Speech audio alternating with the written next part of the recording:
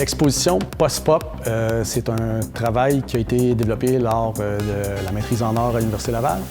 C'est un mix entre le langage du pop art, l'esthétique, la forme grotesque, le trash un peu.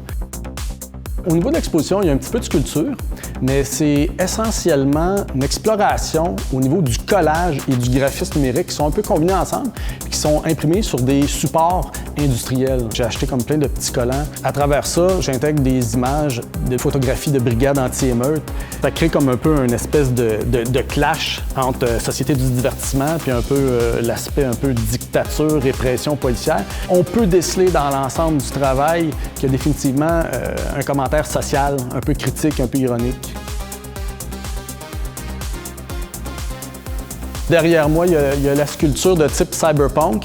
C'est une exploration un peu des codes de la science-fiction, mais qui sont déconstruits. C'est ça, c'est beaucoup d'exploration de divers codes, des images qui ont été prises, appropriées d'un peu partout sur Internet, dans des magazines, des images qui n'ont aucun rapport l'une avec l'autre, puis on les met en relation. Quand on les regarde, on se pose des questions, on essaie de comprendre c'est quoi le message.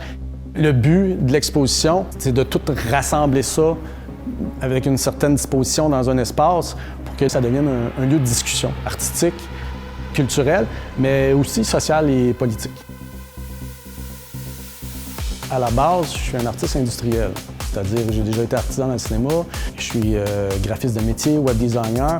L'art visuel, ce que ça m'apporte, c'est un peu de réunir tous ces acquis-là pour développer quelque chose de plus personnel, d'être plus libre dans ma création et ne pas devoir dépendre d'un client ou d'un patron.